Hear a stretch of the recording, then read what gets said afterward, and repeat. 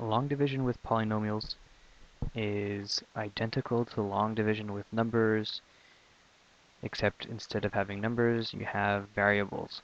So the procedure is the same. Just to remind you of the procedure for long division, let's do a quick and simple example where I divide 65 by the number 2. So the way it works is you take the leading term over here, which happens to be a 2, and you divide the leading term here by that number. So how many times does 2 go into 6? It goes in 3 times.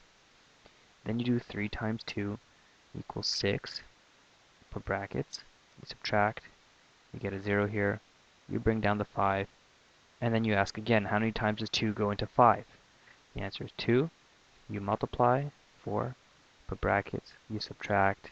And what you get is 1. Now you can't go any further because you've run out of numbers up here. So what you get over here, that 1 is a remainder. In elementary school, you would write remainder 1 like this. But we're no longer in elementary school, so what you're going to do is write 2 goes into 65 32 whole times, and what's left is 1 out of 2. So your remainder is 1/2. This is the same thing as saying 65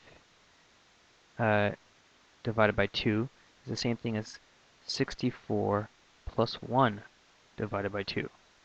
And that's just 64 divided by 2 plus 1 divided by 2. And 64 divided by 2 is just 32 and 1/2. So that 1 that's left over is the part that you cannot divide. It's the indivisible part, which we used to call as remainder. And now the way it works is whatever's remainder over here, you put it on top of whatever you're dividing by. So 32 and 1/2. Now let's look at how this works with polynomials. We're going to use the same procedure as what you saw over here with leading terms going into the leading terms, multiplying, subtracting, getting your remainder.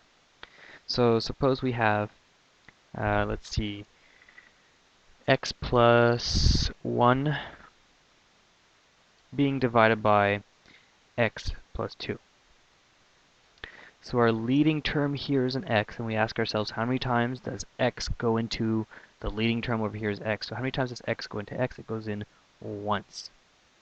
Now multiply. So we have x plus 2 because we did 1 times x plus 2. Put our brackets, subtract. And we subtract this, what we're left with is 0, and then when we have 1 minus 2, it's minus 1. So x plus 2 goes into x plus 1 one whole time with a remainder of negative 1 over x plus 2. So notice this remainder term appears on top of this dividing term. So we have 1 with a remainder of negative 1 over x plus 2. Let's see what happens if we do x squared plus 3x plus 5 divided by x minus 1. So the leading term goes into x squared. What times x will give me x squared? The answer is x.